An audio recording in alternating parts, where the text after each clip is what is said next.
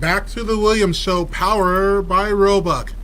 Okay, when we start the show off, I know I asked a lot of questions, so I'm going to try and keep my questions down to a minimum. Actually, yeah, Ronner. Like, let him talk a little bit. Okay, I will. I will. He must be from radio. Oh, yeah. Okay, let you talk about you. Well, it all started. My business career really was. I've been like this since I was 5. So of course you hear the stories of paper routes and people excelling. And in school, I was getting hated because I'd win everything constantly, no matter what it was. But it was not to compete. It was just because I had so much fun. And then when I was 14, I started playing in bands, and my friends were. It was just a lot of fun. And then pretty soon people were asking us to do parties. And then I started with keyboard, piano.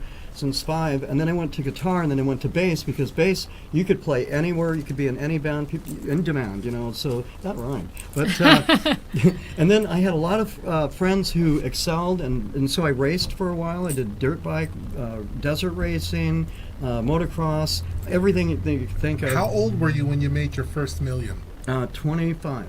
20. Now, what did that feel like? It was exhilarating, but it was impressive, but the pressure of the business was so demanding that I really didn't have a lot of time to bask in it.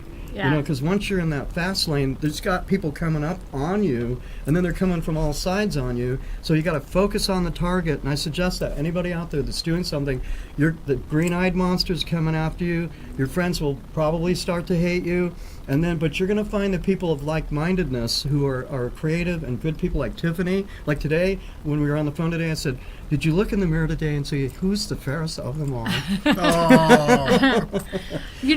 One of our viewers are asking, what about billionaires? And here's what I believe, and I want to get your opinion on this. Yes. That every millionaire, they're looking at who are those billionaires, and they're learning from them. So who is the billionaire that you really aspire to be? Well, Jobs, Larry Ellison, William Lyon, I met him. I've met all kinds of, Jimmy Gennard of Oakley Sunglasses, and then we have people that you don't really hear about. This guy, the Sturgis family, the Sturgis family invented the ball bearing generationally, and even my family, my grandfather on my mom's side, great-grandfather has 150 patents in the Smithsonian, so it's kind of like in our blood. So and then when I learned in motivational, I studied hypnosis. I learned in motivation that when you're looking into somebody's eyes, you try to say you're in a oneness with them, and you emulate them.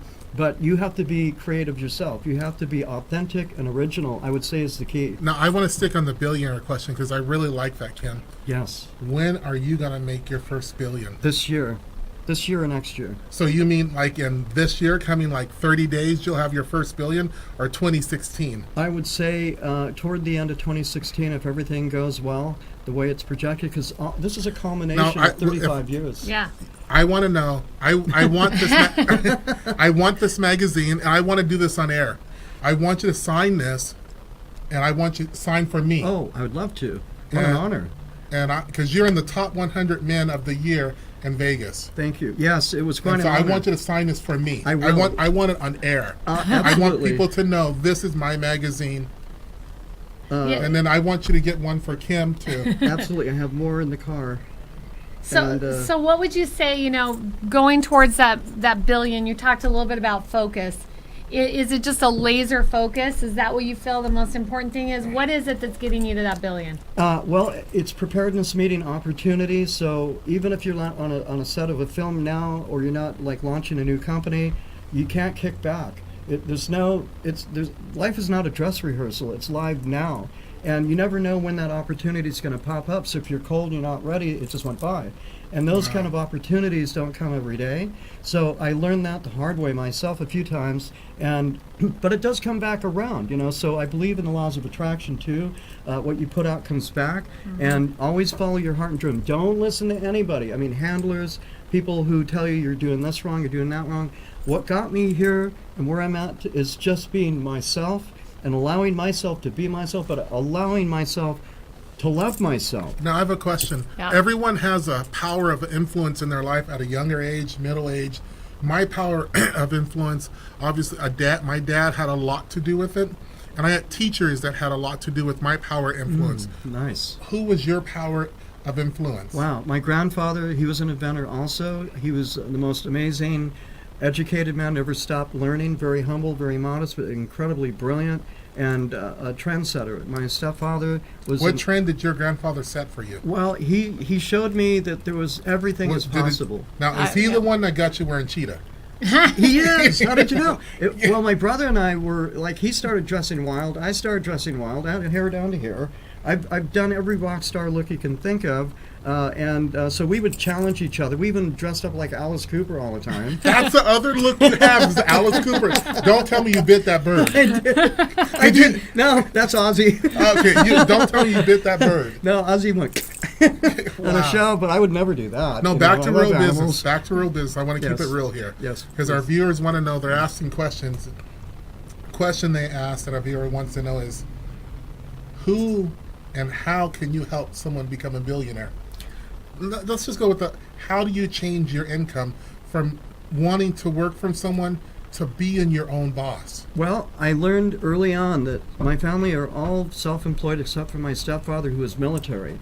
But he had, even himself, had a munitions company and weapons. And I would say that you have to push yourself past that envelope. Because, you know, like when you're working out, if you don't go further, you're never going to grow. I believe that. Absolutely. You have to push yourself as hard as you can, and then you got to give yourself a break. The only way you're going to ever do anything, you're going to make a lot of mistakes. When I was a kid, and I was around 18 for a school paper, I got to interview the president of IBM. And I asked him, how did you become the president of IBM? And that was his answer. Okay, I said, I made a lot of mistakes. This is a question. You got to fail your way forward. Yes, you know? you're falling forward. Yeah, This you're is a falling question forward. by our viewer Eel. Why did you cut your hair? Because of the different looks and trends, reinventing yourself. If you look the same all the time, everybody goes, oh yeah, oh yeah, oh yeah. But you got to be up on the times too. You got to be on the cutting edge. And there's nothing wrong with going vintage or retro. So I do go back and forth, but I've never been a skinhead. What was your turning point in life? My turning point was when I ran into my cousin for the first time at my dad in 1978, my real father, and then she was playing in Vegas. She said, come on up. I did. I was playing rock bands. I joked around about her music playing. What she was playing was elevator music. Wow. So, Now, are you single? yes. Not that I'm Yes. interested, because I'm not. You're turning me off by that cheetah. Well, How old? They want to know, are you single and how old are you? I'm 57 years old, and I've been single since, 1990, and I've been engaged like about 12 times, and but I really don't have time for a relationship, you know. But having said that, it's when you least expect it, you get blindsided and that electricity goes whammo, and then you have this synapse spark happening, magic happens, and all of a sudden you're under the ether, and you're like, oh. I have a viewer wants to. Who's your favorite parent and why?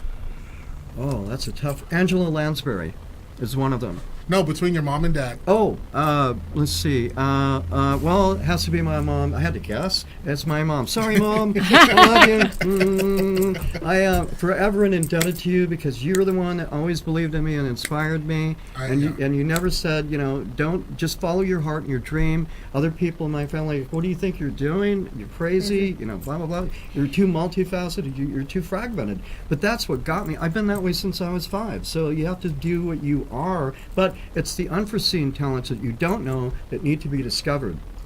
We share, you know, the high-tech industry, you talked Oh, about yes. some of them, Oh, Steve yes. Jobs, Bill Yes. Gates. Yes. You know, every one of them went and did something that most people in their life didn't think they'd succeed at, you know? And Exactly. so you just have to be willing to take a risk so huge, and I think that's what you're doing. It's kind of like Congratulations. you put. Oh, thank you so much for that. But that's so true because it's really kind of nerve-wracking in a sense because you're on the edge and people are on you. Your head's on a chopping block. Yep. You know, if you fail, everybody is like, you know. But a lot of people will come running to your side and say, "Wow, that was a good job. You did great." So you don't listen to the naysayers or the haters. There's even a hater song that I produced that you're gonna love. Yep. Well, we're gonna have to cut this short because not too short, but we're going to another commercial break. So I just want to thank Chris from Vegas come out here live. Oh, thank you so much for having me on your show. You're awesome. He's a star. He's Power, a shooting star. The Williams Show, powered by So- Roebuck. We'll be back right back.